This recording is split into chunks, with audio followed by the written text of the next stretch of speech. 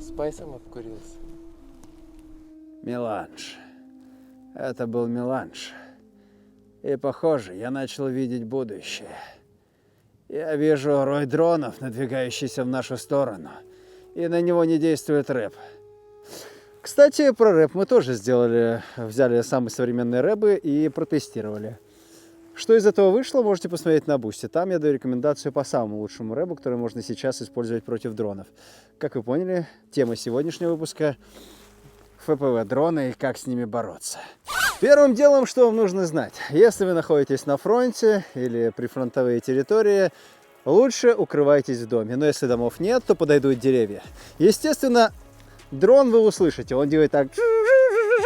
Ну, вы поняли.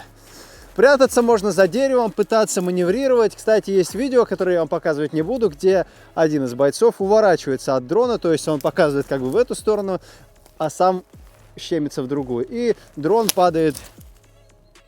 Кстати, вы знаете, что это за штука? Это детектор дронов. Давайте-ка посмотрим, что у нас там на горизонте. Пока ни хрена, но это только временно. У меня есть ружбаечка, которыми не раз, в общем, сбивали коптеры, и у меня есть еще кое-что. У меня есть старый добрый калаш АКСУ, тепловизионный коллиматор IRA, последней модификации, который дорисовывает контур. Я посмотрю сегодня, возможно, какое-то излучение все-таки дает нам... Ну, короче, есть какое-то преимущество, если я сижу с таким айреем, и тут на меня налетает коптер, я такой их вижу. Короче, посмотрим. У меня есть сеткомет. Знаете, такой есть, ну, сукомет. Вот это вот про сеткомет, судя по всему. Вот летит на меня дрон, и я сеткометом такой бам, ху. И это может быть интересно. И на худой конец, один из самых дорогих вариантов на сегодня, это противодроновое ружье, которое имеет разные частоты. Здесь их 6. Посмотрим, что из этого спасет вас от ФПВ-дрона. Мы пытались сделать что-то похожее против обычного дрона DJI Mavic. Этот ролик вы можете посмотреть вот здесь. Ну, а сегодня давайте бороться с ФПВ. Знаете, имею тут кое-что сказать. Судя по тому, что происходит за окном, если вы понимаете, о чем я, скоро мы все с вами будем стоять в очередях на шиномонтаж и техобслуживание. А те, кто похитрее, еще на этом нехило сэкономят. Ведь у двух официальных дилеров, даже рядом стоящих, цена может различаться на работы до 10 тысяч. Не верите? Смотрите сами. Выбираем свой автомобиль, допустим, у вас Geely Coolray. Возьмем ТО4, цена где-то 50 тысяч. А вот есть предложение и за 28 тысяч. Нехилая такая экономия получается, согласитесь. А самое главное, работы те же самые. И льют масло, и расходники такие же. Цена, короче, вам скажу, зависит от загрузки сервиса. Там, где очереди, скидок нет. А где очередей нет, чтобы не проставил сервис, готовы сделать скидосик хороший. Причем... Тут так по каждой марке и модели. Неважно, какой марки автомобиль, Hyundai, Kia, Nissan, BMW или новенький китайский кроссовер. Все предложения видны на карте, и записаться можно в 2 клика, чтобы зафиксировать за собой скидку. А сам сайт Автоспот не требует никаких подписок и прочей ерунды, так что пользуйтесь и экономьте. Ссылку оставил в описании. Так, мы запускаем сейчас ФПВ-дрон. И смотрим, детектор сработает на него или нет. Так, ну давайте, я буду от него убегать.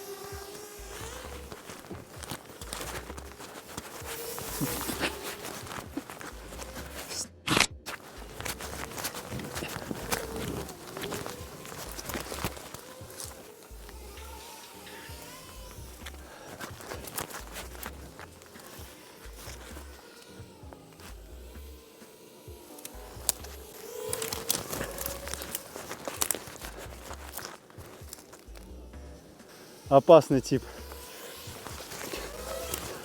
Все, хорош. Итак, сейчас мы посмотрим, есть ли у него какая-нибудь тепловая сигнатура. Мне кажется, нет, но чем черт не шутит.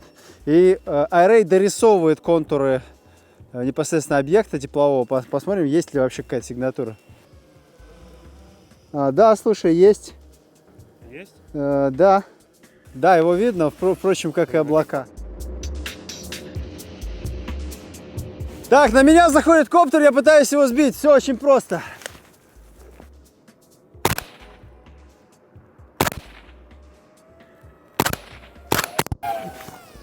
Неудача.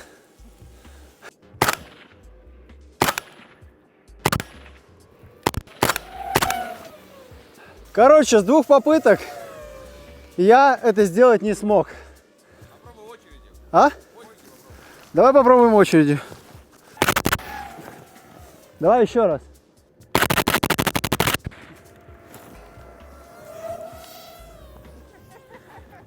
Без вариантов. Я высадил у него магазин и ни хрена. Предлагаю пойти дальше. Сетка-мед стоит 65 тысяч рублей. Тут порядка 30 применений. Складывается сетка, это основной геморрой ее сложить туда внутрь. Но, в общем, в этом контейнере находится сама сетка. Вот это пусковая установка, и внутри у нее находится пиропатрон. Вот так вот это выглядит. Откручивается. Вот, пиропатрон вставлен. То есть, по сути, патрон холостой. Внутри находится, как вы понимаете, боек, который отодвигается вот эта штука, включается электроника, и спуск происходит при помощи пульта. Пульт у меня в руке. Сейчас на меня будет заходить ФПВ-дрон. И мы посмотрим, способна ли эта штука его остановить. По сути, никто по нему не стреляет, потому что нужны стальные яйца, чтобы по дрону вот так вот в упор стрелять. Ну и по сути, это у вас один только шанс. Самый лучший способ — это от него как-то попытаться убежать за препятствие или его каким-то образом обмануть. Ну, то есть мы видели видео, где его даже палкой сбивает однажды, но это один случай на миллион, наверное. Характеристики у него достаточно простые. До 10 метров он стреляет вперед. Ну, мне, чтобы на верочку, нужно подождать, чтобы он подлетел чуть ближе. Но и тут тоже момент, хватит ли этой сетки, ее веса, чтобы у него замоталось что-то, и он упал передо мной. А что, если он упадет, то есть он запутается, но все-таки в меня таки ударит. Он летит на меня, я выставляю сетку и нажимаю кнопку. Поехали. У меня же не 7 жизней, ваша мать. На!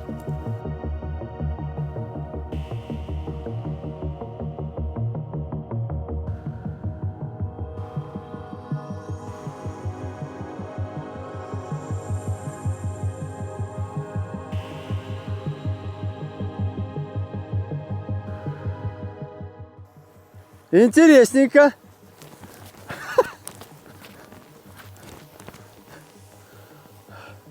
Смотри, его сбило. По сути, я в него выстреливаю, его сбивает, и я откатываюсь в бок. Отличная схема. Работающая. Ну, то есть, естественно, если он летел на меня, и я бы не отскакивал, то мне было бы... Но, по сути, все сработало. Круто. А нюанс в том, что если бы эта штука летела прямо в меня, и, возможно, накольный механизм, то есть который реагирует на, по сути, изменение положения, он мог бы взорваться. Если был бы кумыс, может быть, мне бы повезло. Если бы это был термобар, не факт, что мне повезло бы, но это очень крутой эксперимент, который показывает, что его можно остановить и не бегать уже от него. Таким образом, можно оборудовать, наверное, места, где вы находитесь, места дислокации. Я думаю, что ваша жизнь точно стоит дороже, чем 65 тысяч рублей. Потому что именно столько стоит сеткомет. Если их как-то модернизировать, сделать их там побольше, сделать более универсальными снаряды, потому что вот эта штука, ее, чтобы собрать сейчас, мне придется потратить, наверное, ну где-то часик такой добрый, если не больше. Вот. Эта штука неудобная, она как-то старомодно сделана, но учитывая, что здесь патрон, холостой патрон используется, то, в принципе, изучить эту схему недолго и сделать что-то похожее. Вот на что, мне кажется, стоило бы потратить свои деньги. Я, например, вчера приобрел себе 2 рэба по 350 тысяч рублей. И как мы выяснили, на других частотах, на разных частотах летают сейчас ФПВшки, но они имеют свойство менять частоты в полете. Есть такие же разработки. И, естественно, я бы потратил свои деньги, например, взяв себе 10 таких вот штук, там в комплекте по 30 этих сеток, и мог бы автоматически как-то на кнопочки нажимать, когда они подлетают и так далее. Короче, эксперименты мы будем еще делать дальше. Вы пишите в комментариях, что бы вы придумали по этому поводу, конструкции какие-то и так далее. Если у вас есть идеи, как это сделать дешево и сердито, напишите. Двигаемся дальше к более проверенному средству, надеюсь, проверенному. Обнаружен ФПВ-дрон. Мне говорит детектор дронов, и я знаю, что мне нужно что-то с этим делать. Естественно, я его услышу, когда он подлетает. У меня будет, наверное, метров 100, чтобы сообразить быстренько. И на сегодня последнее средство, которое поможет нам в борьбе с дроном или нет, мы сейчас узнаем. У него 6 частот, это 433, 900, 1.2, 1.5, 2.4, 5.8. В общем-то, Это, наверное, самое большое количество частот, которое я видел. И чем оно хорошо? Тем, что оно узконаправленно. Здесь даже прицел есть, видимо, для того, чтобы его как-то видишь, и он... Короче, я не знаю, на каком расстоянии сбивает. Что лучше? Просто 12-й калибр, сетка-мет, калаш или же набор вот такой, туриста. Мы потестим сразу же все частоты, включим. Естественно, чем больше частот включено, тем меньше у них сигнатура, наверное, я так думаю. Короче, берем 3 частоты, включаем, он подлетает ко мне. Если он залетает мне в голову, вы, наверное, заметили, что мы не используем кумулятивный заряд, потому что командант это у нас не семиразовый. Короче, жизнь у меня не как у кошки. Я жду дрон, погнали. Кстати, в данный момент индексирует только DJI БПЛА. И то, по-моему, с трудом. Так, вот он летит, короче, красавец. Вот он летает. Я врубаю.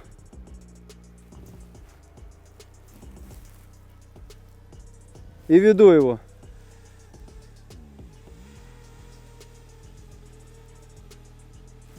Да он тебя ведет.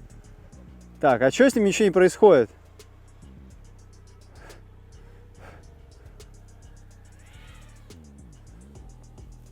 То есть он летает нормально?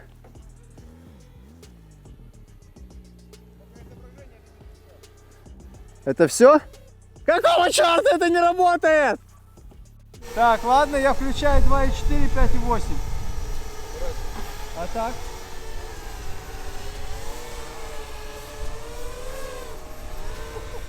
Смотрите, из минусов. Ружье, вот это вот, не спасло никак. Несмотря на то, что частоты вот эти, мне пришлось к нему подойти в упор. Если вы обладаете настолько же стальными яйцами, как я, и собираетесь подойти в упор к такому этому, то это оружие точно для вас. Но если вы понимаете, что это не стоит вашей жизни, то я бы этого не делал. И еще один минус. Я обосрался. Нет. И еще один минус. Он заглушил мою петлю. То есть в каком-то эпизоде не было этого. То есть сплошные минусы. Пока что не нашел плюсов.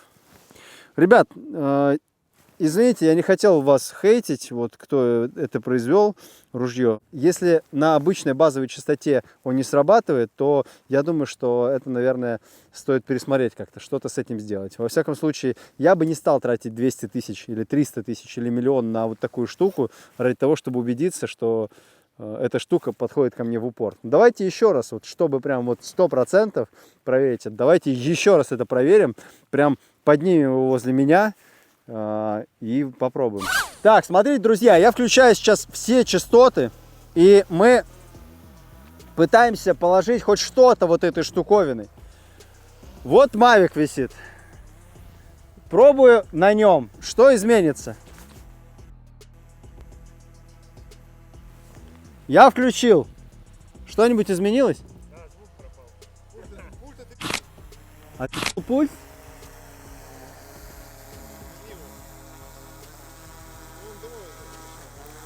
Так, он возвращается домой. То есть на DJI, короче, на Mavic эта штука работает. Она не бесполезна. Почему у меня голос как у Варламова? Все, сажай его. На смену приходит еще один коптер. Коптер ФПВ. Я включаю еще раз частоты от 1 до 1,5. Вот я включил. И вот я врубаю. Это в упор. Сколько тут? 3 метра. Отлетает он чуть дальше и посмотрим, что будет. Вот на таком хотя бы расстоянии. Собьет или нет? Вот я включил.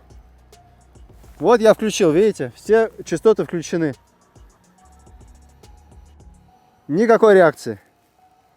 Вот он у меня в прицеле.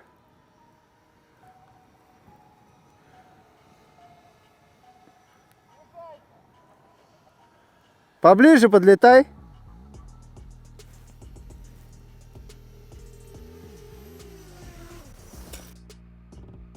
Это все, это смерть, ребята. Винчестер 1300 Defender, 12 калибр. Засовываем сюда картечь и дробь нулевка. Засовываю 4 патрона. Расстояние, я думаю, что рабочее будет не больше 50 метров. Точнее, не ближе, потому что пучок рассеивания, чем дальше, тем лучше, так скажем. Давайте посмотрим, если он будет заходить прямо на меня по земле, фактически.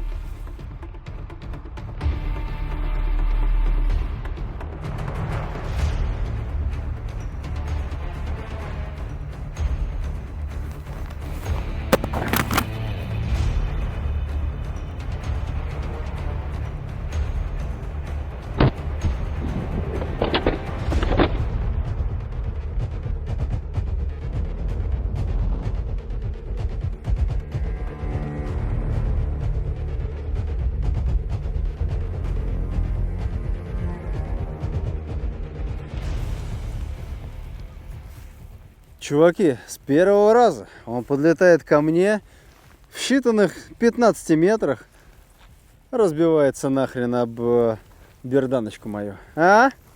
Ему перебило провода, и на этом его жизнь закончилась. Мало того, ему сломало винты, и кто-то смеялся, типа, нихера себе, они с берданками ходят. А вообще-то это самое проверенное средство против дронов. И знаете, честно говоря, вот этого расстояния достаточно, чтобы у вас была возможность для маневра. То есть вы стоите где-то за деревом, вы по нему стреляете. Дрон, короче, все. Самое эффективное средство на сегодня пока что это ружье. Дробь, картечь и так далее. У меня сегодня была картечь, вот это я сбил как раз картечью. Есть, конечно, дроны, которые в любую задницу готовы залезть, как вот этот дрон, например. Может залезть куда угодно, но поднимает он мало, поэтому его опасаться можно только в качестве разведчика. Что ж, друзья, с вами был крупнокалиберный переполох, и на сегодня мы выяснили, что если у вас рэп есть на все частоты, вы красавчик, но потратите вы на это целое состояние. И в конце концов, если у вас есть деньги на вот такое ружье, то купите лучше себе вот такое, потому что на сегодня выяснилось, что это самое эффективное средство поражения для дронов ФПВ. Увидимся, господа. Пишите в комментах свои разные комментарии. И да, вот эти патчи, которые на мне, вы можете выиграть, если напишите, что лучше всего может сбивать дроны, и мы это проверим. Короче, увидимся, пока.